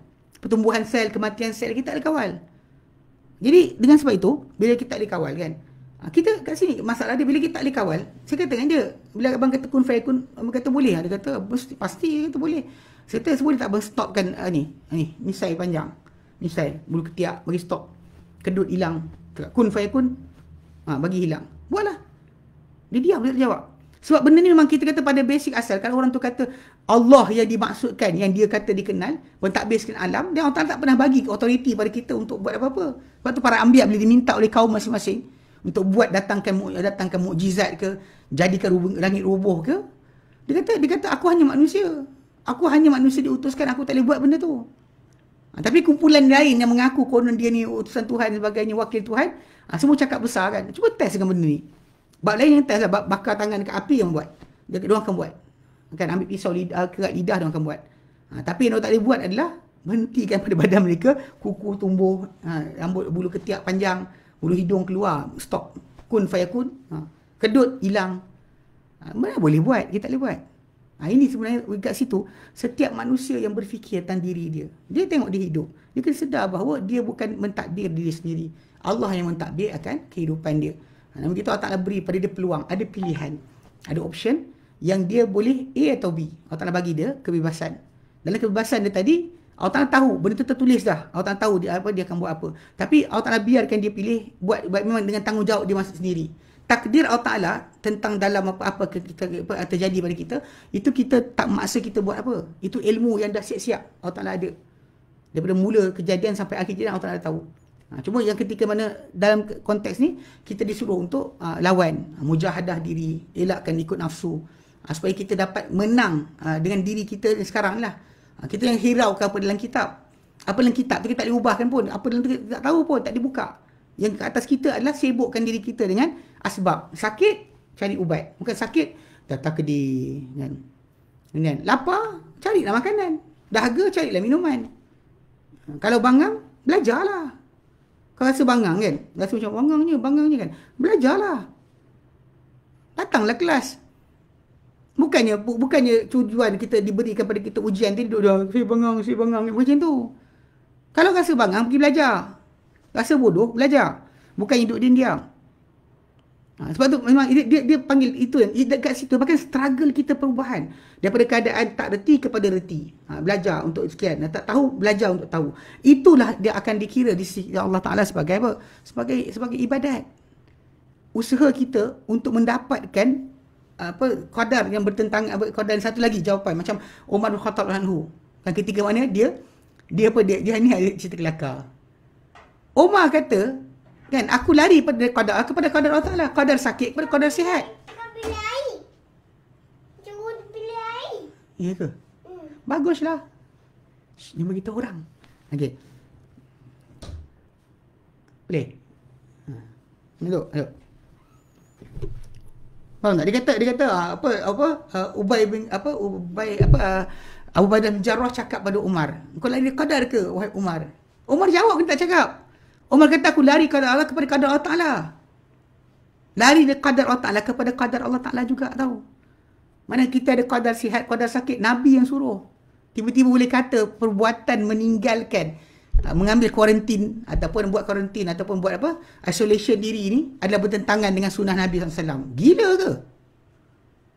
Ini kepada orang manusia yang tak belajar agama. Kadang-kadang semangat lebih dan usaha belajar tak mau. Dan dulu ikut ahli bid'ah, tiba-tiba jadi ahli sunnah kononnya. Ini saya teguran saya tak tahu kenapa. Bagi saya, inilah kesesatan paling besar. Sebab mengelirukan orang ramai. Kata kalau kita ikut, nak keluarkan hukum, ikut kaedah tertib yang contoh Imam Syafi'i letakkan. Dan kita risalah beliau, cara kita faham dalil. Dia kata benda ni adalah cara lari Quran sunnah. Ni sesat. Kesesatan paling besar yang saya lihat. Mengelirukan orang ramai. Seolah-olah macam agama Islam ni kalau Rasulullah, kalau orang tu pegang satu hadis saja, dia tak dapat tengok hadis yang lain.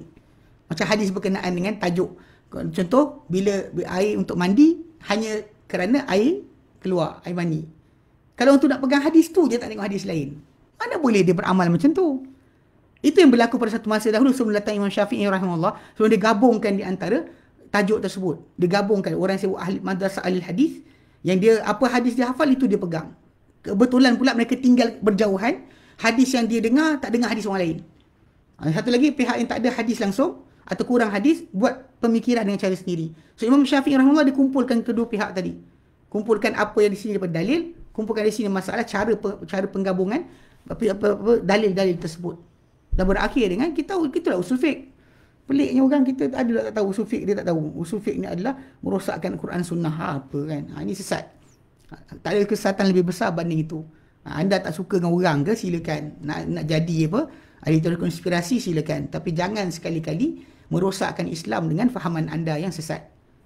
Anda tak tahu agama dengan betul, setakat jumpa. Memang betul lah. Kita kata ikut Quran Sunnah. Semua orang cakap ikut Quran Sunnah. Yang ahli bid'ah pun cakap ikut Quran Sunnah. Dia akan bawakan dalil kata apa tentang asar-asar Nabi ni adalah berfaedah sebagainya. Semua akan pakai dalil. Tapi soalan kita tengok apa? Tengok para sahabat Nabi SAW.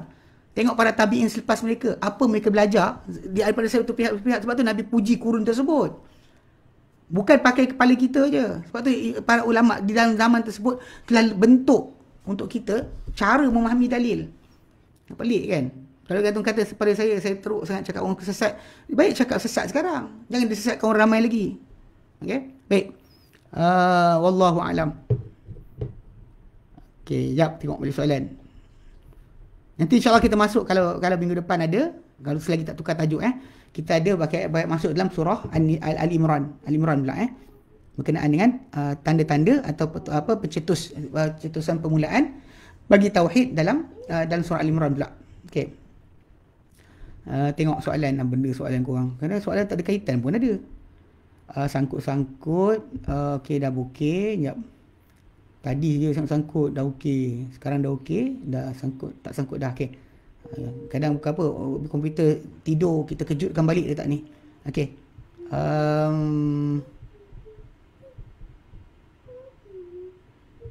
Sekejap. Mana entah. Okey, baik. Soalan pertama dia kata, Ustaz, saya ada soalan dan bukan nak mempersoalkan. Dia kata hiasan dalam Kaabah seperti mangkuk dengan teko yang bergantung dikatakan hadiah daripada sultan dan pemimpin Islam. Apa sikap dan ulasan ulama-ulama salaf mengenai hal tersebut? Dia sebenarnya sebelum daripada zaman Nabi sendiri SAW. Memang dalam Kaabah tu memang ada barang-barangan yang tersimpan dulu-dulu lagi. Yang benda-benda tak dibawa keluar. Ni masalah konsep dia bila masalah orang tu wakaf lillahi ta'ala atau nak sedekah saja. Macam orang sedekah penabi, hadiah penabi lah.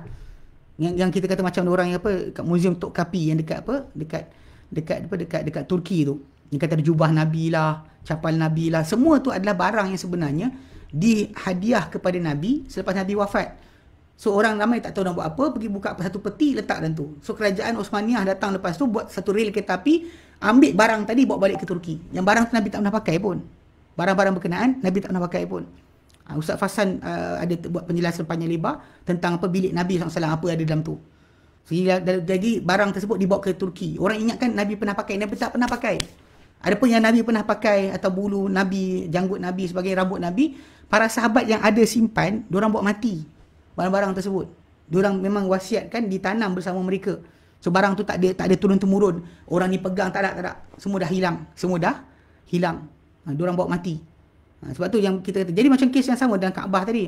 Para ulama kata benda tersebut yang pernah orang hadiahkan dan sebagainya masuk ke dalam tu.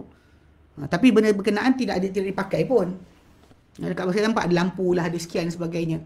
Bahkan raja-raja bukan zaman sekarang, zaman dulu lagi. Dia kadang ada benda-benda tertentu yang kadang-kadang kerajaan Saudi, diorang masih pegang dengan janji dengan kerajaan Turki, Osmaniyah. Kalau sekiranya diorang berkuasa tak hilangkan benda tertentu. Kalau kita pergi Madinah, Masjid Nabawi, kalau perasan, mihrab tu ada satu mihrab Turki. Mihrab Osmaniyah. Yang mihrab yang Nabi punya kat sini. Lepas tu kat belah tengah sikit ada satu mihrab. Yang orang Turki, kerajaan Turki lu buat. Diorang buat benda, diorang minta yang tinggalkan. Jangan buang. Macam juga tulisan dekat peruang atas tu. Yang ada tulis Ali, ada Hussein, Hasan, ada Abu Hurairah, ada sekian kan. Itu benda tu yang dibuat dari kerajaan Turki dulu. Kerajaan Osmaniyah. So jadi diorang minta jangan robohkan, jangan buang. So tak buang lah. Kerajaan Saudi pegang untuk tak buang. Kekalkan atas dasar kesan-kesan kenaan dia tak nak, dia masih kekalkan apa benda yang kerajaan Turki buat dulu. Itu je, tak ada lebih dari itu. Tak ada sebarang manfaat, tak ada sebarang mudarat. Nak bagi siapa pun, kalau dia kata sekarang berebut orang. Kalau dia kata kalau kita buat keluar barang tu kan, kata inilah barang dulu cawan dalam Kaabah. Agak-agak kita jual kat Malaysia, agak-agak laku tak?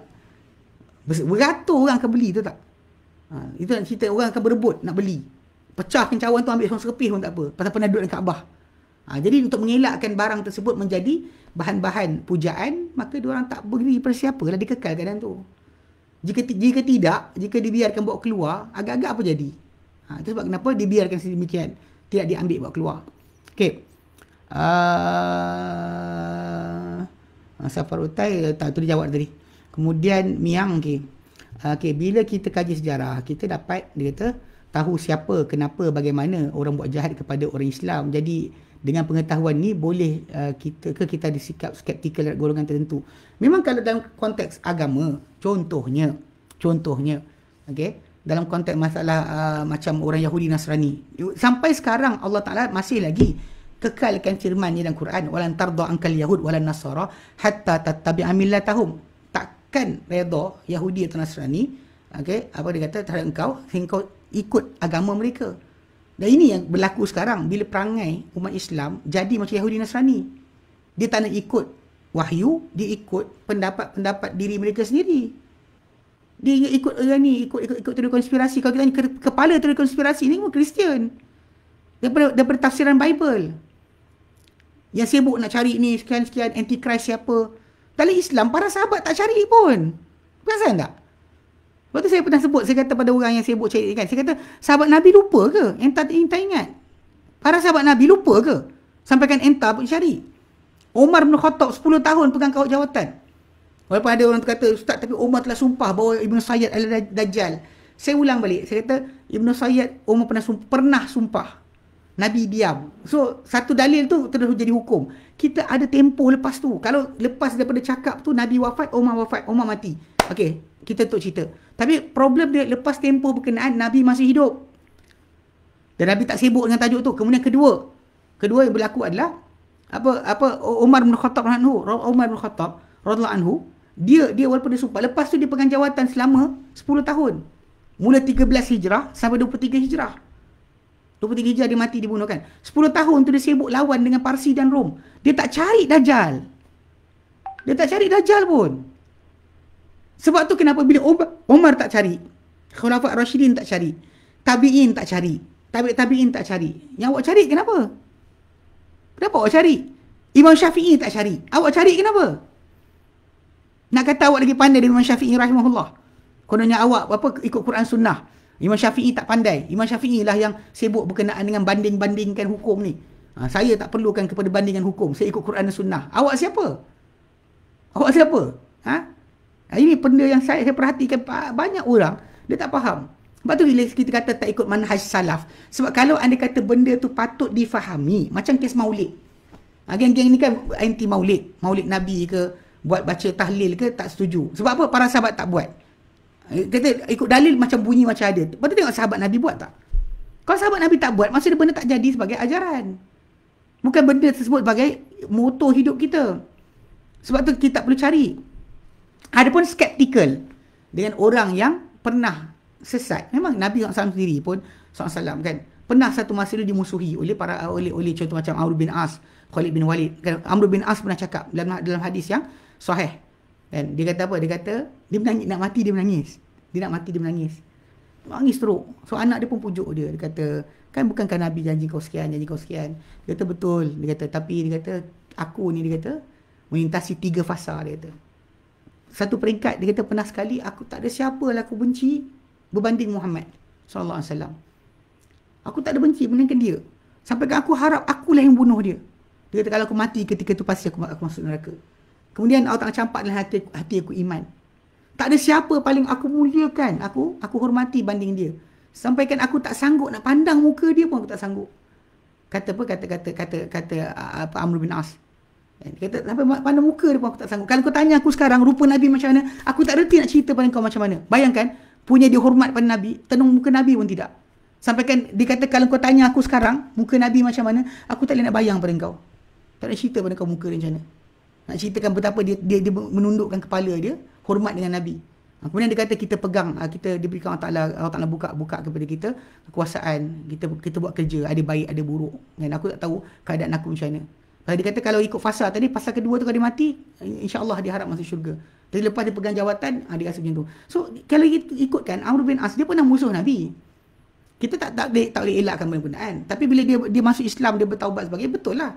Memang kita kata sejarah menunjukkan macam Yahudi Nasrani ni bukan sejarah saja. Quran dah bagi tahu takkan jadi. Takkan redha. Quran kata takkan redha. So kita tahu diorang ada pegangan sedemikian. Lepas tu bila masalah sekarang ni, masalah kesihatan, masalah keselamatan, adakah kita tak boleh langsung tengok kepada kajian yang mereka buat untuk kita ambil kebenaran bagi kita jaga masyarakat. Saya sekarang ni saya tengok kan macam ada orang yang kata ini COVID ni tak ada apa, just flu biasa je, flu dia kata. Flu biasa je kan, tak ada bahaya. Orang macam ni, ni saya nak sebut kalau saya kata bangang kan marah, tapi dia tak pernah bezakan cara atau pencapaian manusia pada zaman dahulu dengan zaman sekarang. Zaman dahulu ni tadi baru saya kelas fake, fake kan. Saya sebut, saya kata zaman dulu kalau saya cabut semata saya ni, saya buta. Power semata saya tinggi, serius. Kanan kiri ni, tapi saya imbang. Saya nama sebab adli kan. Saya adil. Sebelah kanan dan sebelah kiri ni power dia super. Banyak orang kadang kanan lagi tinggi banding kiri kan. Saya pergi check, memang kanan saya kiri sama serupa. Sini saya buat 500, kanan 500, kiri kanan dua-dua 500. Memang adil lah, adil. Tapi kalau bayangkan kalau saya buka semata apa jadi? Saya naik motor, bawa kereta. Tak lama lah kan, tak lama lah. Kan masuk longkang lah, langgar orang lah, sebagainya pasti jadi. So memang zaman dahulu, kerana tidak ada kemajuan dalam cara optometri kan, cara apa tentang pembaikan mata. Jadi orang kita zaman dulu, bahkan zaman para sahabat Nabi pun sampai peringkat tua dia buta. Katarak, kena katarak. Kalau zaman sekarang kita boleh buang, zaman dulu tak boleh buang. So zaman sekarang orang patut zaman dulu dah buta, tak buta-buta. Atau zaman dulu, kalau kita kes sebelum kita ada ni bypass, orang kena sakit jantung mati teruslah. Nak buat apa? Tapi zaman sekarang kerana dah tahu cara nak ganti, mana saluran yang tersumbat, apa sebab darah dia tak berjalan betul, boleh ambil urat lain. Kadang rosak saluran tu 3 atau 4 bawah ke. Zaman dulu mati terus. Zaman dulu kan dia kata sekiranya macam masalah kemandulan, tak ada anak kan. Kira mandul lah macam tu. Tapi zaman sekarang kan effort boleh dibuat. Ambil IVF, maksud dia ambil sperm daripada lelaki, ovum daripada wanita, gabungkan, bagi persenyawaan berlaku. Kalau dia kata dia start pada hari ke-7, dia mula blastosis dah terbentuk, boleh implant dalam rahim. Kan benda-benda ni adalah advancement yang berlaku. Kalau dia kata bahawa COVID ni tak bahaya sebab tak ada mati macam zaman dulu pun cerita. Sebab kita ada sistem yang sekarang ni lebih baik daripada zaman dulu. Kenapa tak lihat kat situ? Cuba bayangkan kita tak tahu macam mana dia tersebar. Penyakit dia jadi macam mana tak tahu, pandang jadi. Memang kita akan jadi masalah. Tapi ini kita dah tahu punca dia apa. Cara penyebaran dia apa. Kan? Vektor dia apa benda yang menyebabkan dia merebak. So kita mempunyai precautions yang berbeza banding zaman dulu. So untuk katakan bahawa tak bahaya ni, hanya kerana numbers yang ada tadi, kan, dah bahkan kelakar juga. Kan? Dia bukannya kaji sendiri pun. Dia buka lah. Tengok KKM kata. Awak pergi check sendiri tak? Pergilah check sendiri.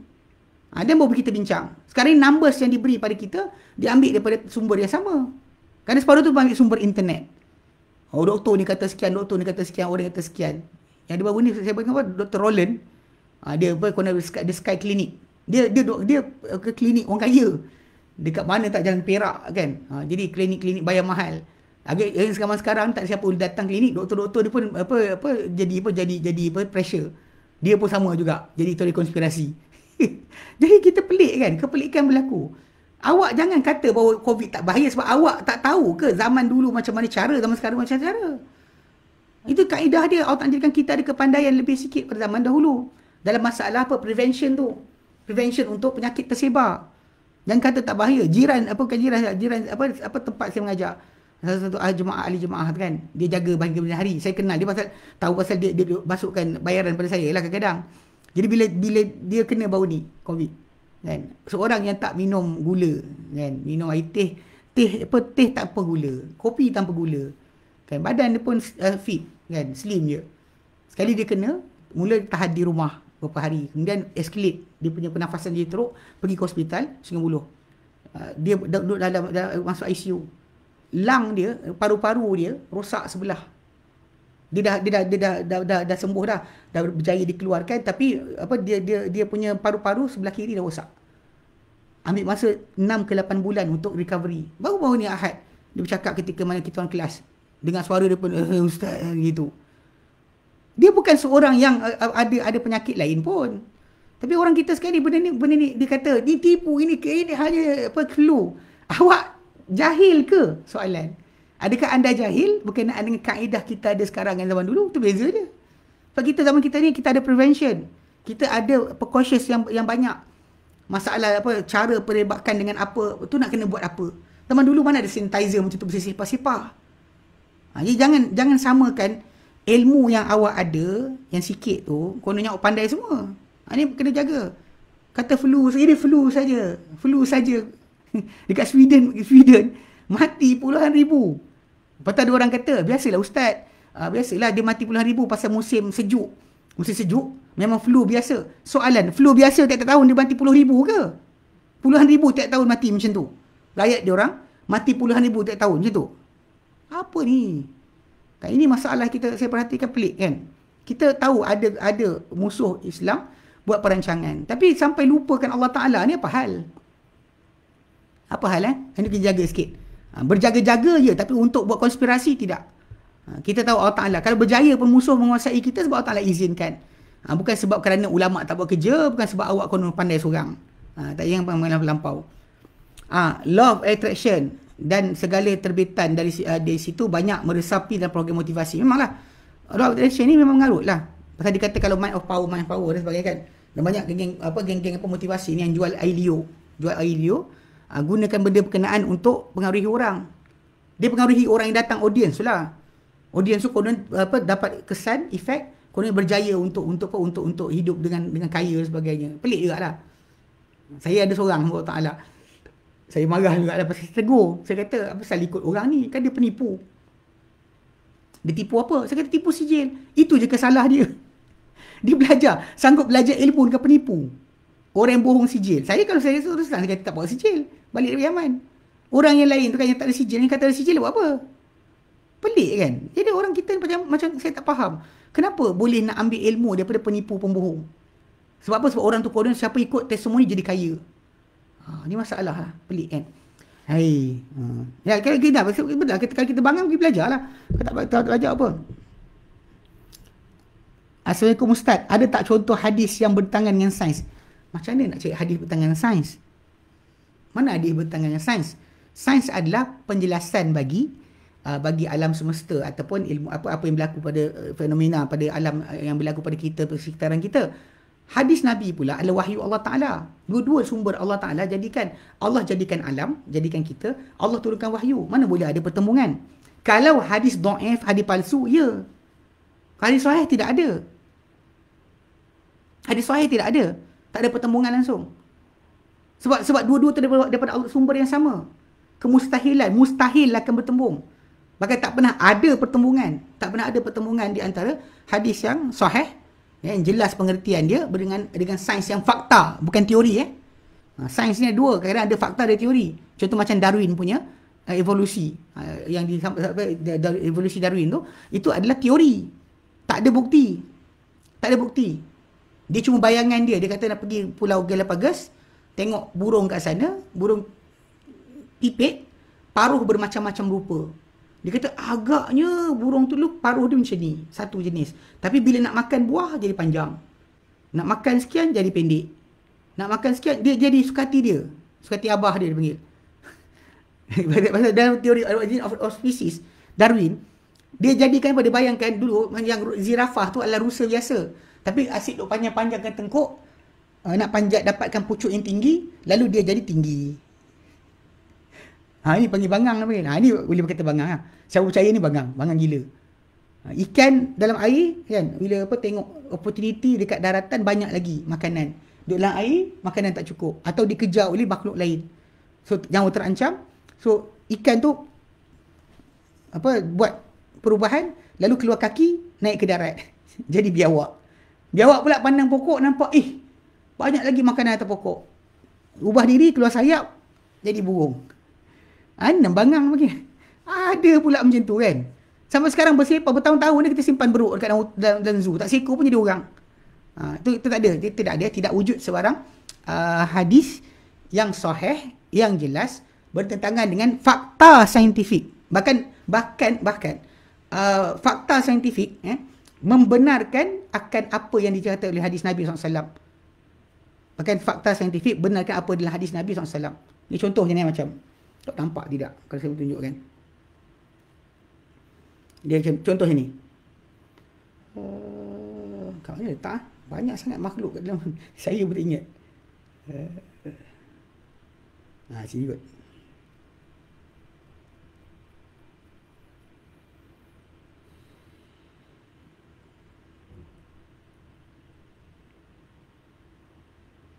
Sekejap.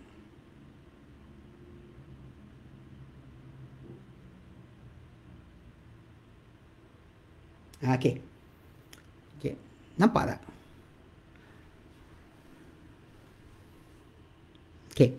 Ni gambar ni daripada multidimensional human embryo. Siapa-siapa rajin nak tengok boleh tengok. Kan? Ni gambar janin.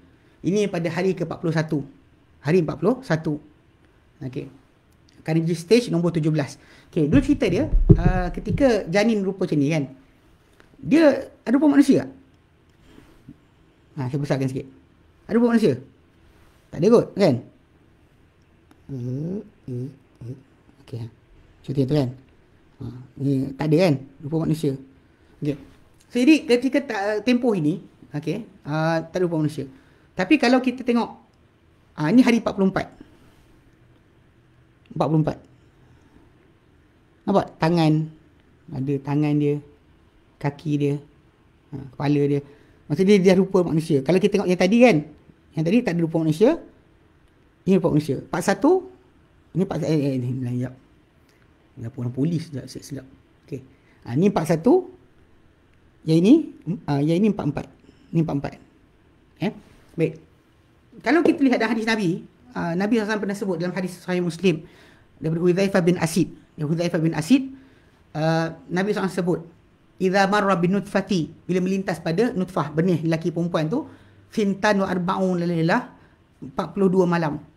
Bila melintas berlalu padanya 42 malam. Benih lelaki wanita tu berlalu 42 malam. Ba'atsallahu ilaiha malaka. Allah utus padanya satu malaikat. Fasawwaraha, lalu malaikat tu bentuk rupa dia. Wa khalaqa sam'aha wa basaraha, malaikat tu buat pendengaran dia, penglihatan dia. Wa jildaha wa lahmaha wa idhamaha, kulit dia, daging dia, tulang dia. Kalau kita tengok tadi gambar dia kan, saya tunjuk tu. Dekat sini, hari 41, tuan-tuan tak nampak pun sebarang tajuk berkenaan dengan mana kulit, mana daging, tak pernah ada. Mata pun tak nampak. Sekarang ni mata, yang bulat tu mata. Bulat tu mata dia. Telinga pun tak ada. Tengah-tengah tu yang merah ni jantung hati. Yang merah tu. Yang nampak macam tunas tu kan, tepi tu, tu tangan. Bawah tu, tunas bawah tu kaki. Bawah tu kaki. Tadi tunas kan, bawah tu kaki. Kita tak ada. Tapi malaikat masuk, dalam hadis Nabi kata, bentuk rupa dia. Fasawwaraha wa khalaqa sam'aha wa basaraha. Bentuk rupa dia, tengok mata. Tepi tu telinga. Wa sam'aha. Wa jildaha. Tadi kan tak ada kulit. Tadi kan hari ke-41 tadi kan, dia punya jantung dengan hati kan terbuka. Sekarang ni kan bersarung. Nampak sarung? Yang depan tu tali pusat. Tu tali pusat. Nampak? Perut dia ada. Walah maha wa idhamaha. Bila nampak ada keratan rentas jari tu, maksud dia dah ada tulang. Ada kulit, ada daging. Nampak? Ada tangan tu. Nampak? Kemudian malaikat, jadi maksud dia kalau ikutkan kat sini, hadis Nabi bukan bertentangan sains. Bahkan sains membuktikan bahawa Nabi SAW telah beritahu kita benda yang tak ada manusia tahu. Iaitu apa? Bila manusia dapat rupa manusia. Ikut hadis Nabi lepas hari ke-42. Malaikat masuk, tadi kan gambar tu, 41, 42, 43, 44. So, diorang tangkap gambar selang sehari lepas waktu yang Nabi kata malaikat masuk. Tengok perubahan yang sangat drastik. Perubahan, kalau ikut sebelum tu tak ada rupa manusia, dapat rupa manusia lepas daripada hari 42. Ini bukti, bukannya pertentangan, bahkan menyokong. Hadis Nabi disokong oleh sains. Itu yang dia kata kisah betul lah, fakta sains, bukannya benda teori. Itu kena ingat. Baik. Ustaz, apa dalil bulan-bulan Rejab? Dah mula dapat mesej ni. Bulan Rejab tak ada kelebihan kecuali dia bulan haram sahaja. Bahkan Umar bin Khattab radhiyallahu anhu dahulu dia pukul tangan sesiapa yang berpuasa bulan Rejab. Umar dia pukul tangan siapa-siapa yang tak berpuasa bulan Rejab. Dan Nabi sendiri SAW, kalau anda kata ada orang baca hadis berkenaan dengan tajuk, Nabi kata sum minal haram waftur, kan, berpuasa bulan haram berbukalah, berpuasa bulan haram bukalah. Itu bukan galakkan puasa bulan Rejab, itu galakkan puasa bulan haram. Dan bulan haram ada 4. Rejab, kan, Zulqa'dah, Zulhijjah, Muharram. 1 berasingan, 3 bergandingan. Yang bergandingan ni